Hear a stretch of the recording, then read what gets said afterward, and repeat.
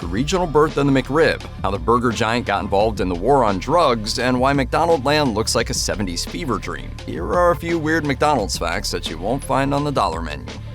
From 1971 until the early 2000s, the magical McDonaldland was prominent in McDonald's advertising. Ronald McDonald had a bunch of friends and villains to interact with, most of them promoting a different McDonald's menu item. Mayor McCheese and Officer Big Mac had hamburger-shaped heads. Birdie the early bird enjoyed McDonald's breakfasts. Grimace represented milkshakes, and Captain Crook stole Filet-O-Fishes. Succulent seafood sandwich. In 1970, a representative of McDonald's ad agency approached Sid and Marty Krofft to produce a series of kid-friendly commercials. The Kroffts were already known for producing a string of successful kids' television shows of the era, like HR Pufnstuf and Sigmund and the Sea Monsters. After a few meetings and exchanges of ideas, the agency told the Kroffts that they had decided to scrap the campaign and would no longer require the brothers' services. In 1971, the first McDonaldland ads debuted, produced with the help of some former Krofft Show creators and voice actors. The Kroffts sued, alleging copyright infringement. Some of the examples named in the suit, Living Island from HR Pufnstuf resembled McDonaldland, and the title character, also a mayor, clearly inspired Mayor McCheese, who also had a giant head and wore a sash. The Kroffts won the case, and McDonald's had to pay $1 million in damages and retire Mayor McCheese from TV for good in 1985.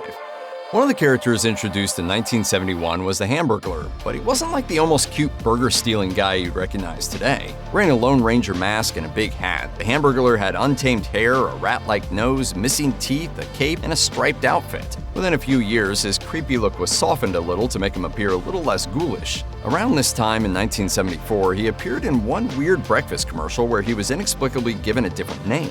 That's the Lone Jogger. He likes McDonald's breakfast too.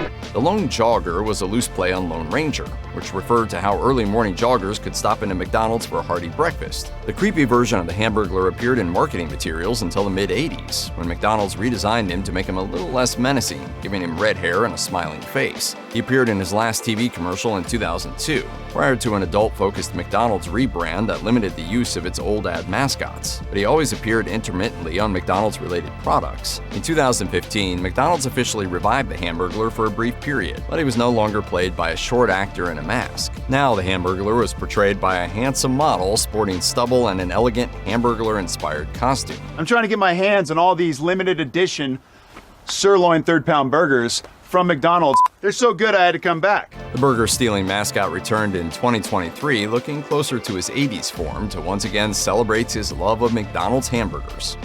The cast of McDonaldland characters didn't just appear in TV commercials. The cartoonish creations were used to brand the playgrounds built at thousands of McDonald's. Within the boundaries of the play place, kids could burn off some of those Happy Meals by romping around on the Hamburglar swing or the Officer Big Mac climb in jail. In the mid-1990s, the tug-and-turn and Big Mac climber had quietly disappeared because they were deemed to be too dangerous. Over the course of the previous 20 years, more than 400 kids got injured while playing on the Big Mac climber alone, but McDonald's had never reported any of those casualties to the proper authorities. The U.S. Consumer Safety Commission issued its most substantial punishment to that date, fining McDonald's $4 million. By the 2010s, the PlayPlaces were used less and less, so when McDonald's spent $6 billion on a chain-wide remodeling, the playgrounds were almost entirely removed.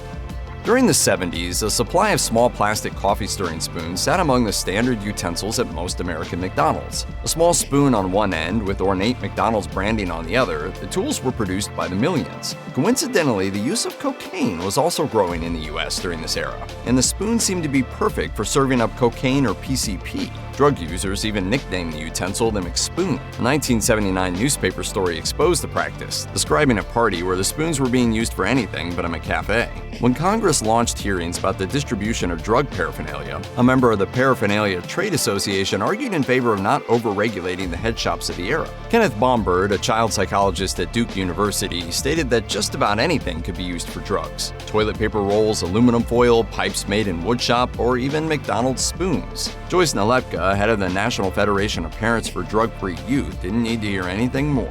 She immediately approached McDonald's president Edward Schmidt and persuaded him to make a change. In her words, as a statement to children that McDonald's is willing to go the extra mile to help the kids. Oh, won't somebody please think of the children? Soon after, McDonald's phased out the spoons and kids everywhere were saved.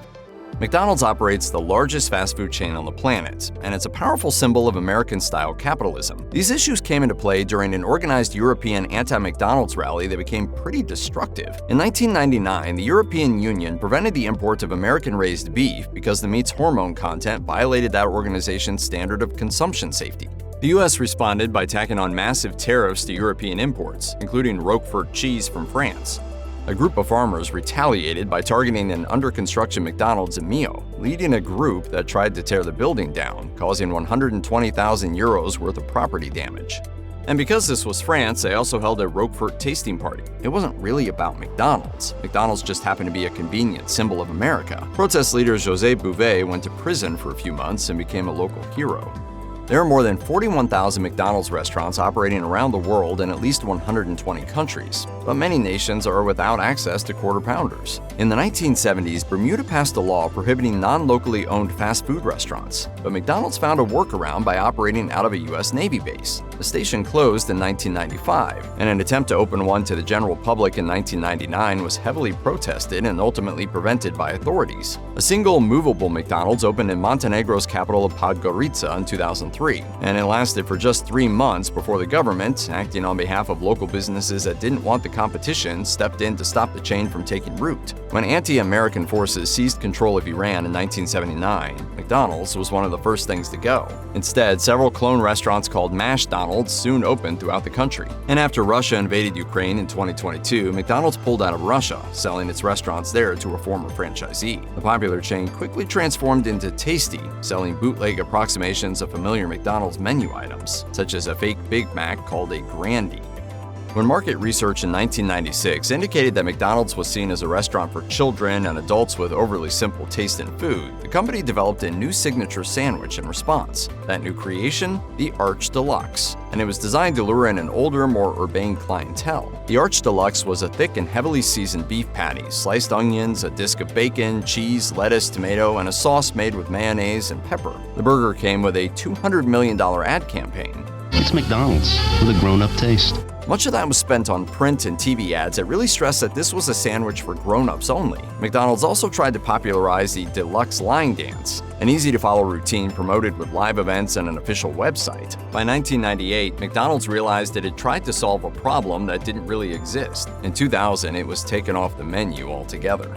The idea of healthier living and eating blew up in the late 80s, and food companies responded by offering reduced fat and light versions of their popular products. McDonald's got into the scene in 1991, offering the McLean Deluxe, which was basically a quarter pounder without cheese. McDonald's sold the McLean Deluxe as a 91% fat-free option, containing just 10 grams of fat, or roughly 2/3 less than the quarter pounder with cheese. But McDonald's didn't just use lean meat, they used a fancy sci-fi filler, a meat binder made from seaweed. It tasted just different enough from a regular McDonald's burger, and it failed to attract many health-conscious diners. McDonald's got rid of the McLean Deluxe for good in early 1996.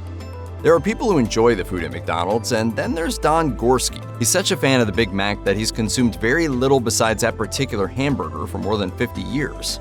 On May 17, 1972, the Fond du Lac, Wisconsin man ate his first Big Mac during his first jaunt as a licensed driver. Gorski ate a total of 9 Big Macs that day. It soon evolved into a daily habit of around 2 Big Macs. And in 1975, he proposed to the woman who became his wife at that same McDonald's. She doesn't care for cooking, so she's fine with her husband taking care of his own meals every day. As of February 2024, Gorski holds the Guinness World Record for the most Big Macs ever eaten. His total has now surpassed 34,000. For anybody to live even 70 years on a diet like mine is amazing. So if I live longer than that, great. McDonald's tested out Chicken McNuggets for the first time in 1981. The bite-sized pieces of fried chicken were such a massive success in the original test market that McDonald's knew it couldn't provide the entire chain with enough poultry to meet demand. It wouldn't have a proper supply chain ready until 1983. Until then, McDonald's executive chef Rene Arendt had to create another interesting alternative to burgers to appease the franchisees that couldn't get McNuggets right away. Inspired by South Carolina's barbecue tradition, Arendt developed a pork patty made almost entirely out of pork shoulder and prepared to resemble a rack of ribs, with edible darkened bumps to resemble bones. Test marketed in the barbecue hub of Kansas City in 1981, the non-rib-based McRib hit more and more stores throughout the 80s and beyond. More than 40 years later, McDonald's still only brings back the McRib for a few weeks at a time, having never added it to the permanent menu.